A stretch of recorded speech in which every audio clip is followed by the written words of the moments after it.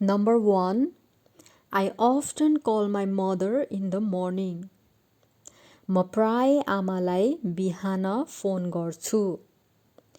Rano często dzwonię do mamy.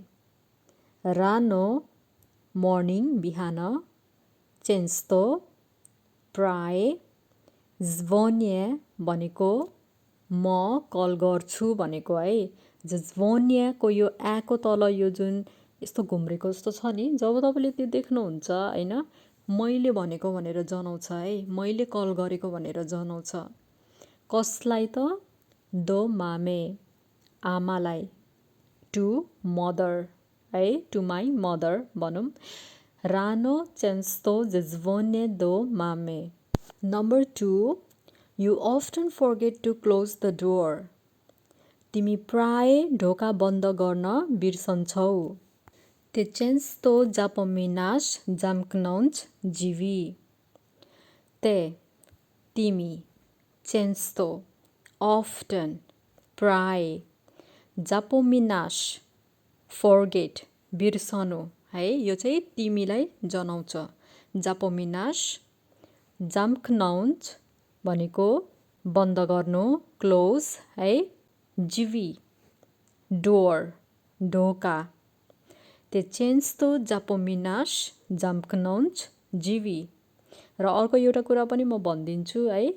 ते भनेर you भनेर भनिरहनु पर्दैन. तपाईले चाहिँ त्यो बाहेक हैन często zapominasz zamknąć drzwi पनि भन्न सक्नुहुन्छ. किनभने जब zapominasz भनेर यो पछाडि s र z आको छ, यो चाहिँ तिमीलाई भनिरहेको भनेर जनाउँछ है. Number 3. He often writes me. उसले प्राय मलाई लेख्छ. या फिर उसले प्राय जस्तो मलाई लेखिरहेको हुन्छ पनि तपाईहरुले भन्न सक्नुहुन्छ है. On często do mnie pisze. On, u, he, często, often, प्राय, do mnie, mnie भनेको मलाई है. कसलाई त? do mnie है. do mnie pisze है. उसको कुरा गरिरहेको छ अहिले, त्यसकारणले pisze हुन्छ है. On często do mnie pisze. Number 4. She often calls me after work. उनी प्राय जस्तो मलाई काम सकिएपछि फोन गर्छिन् है.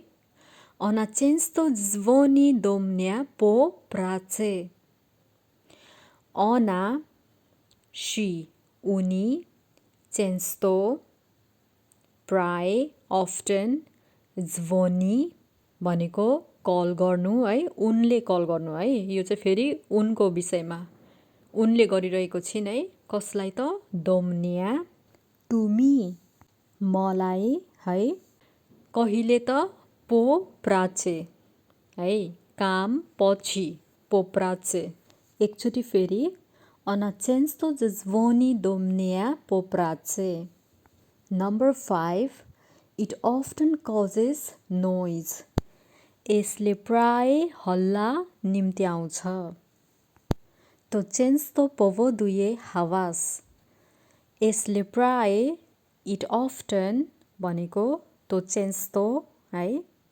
powoduje भनेको causes है, कारणहरू, र hałas भनेको हल्ला, noise है इङ्ग्लिसमा. Number 6. We often go to the cinema. हामी प्राय सिनेमा हेर्न जान्छौँ. Me często chodzimy do kina.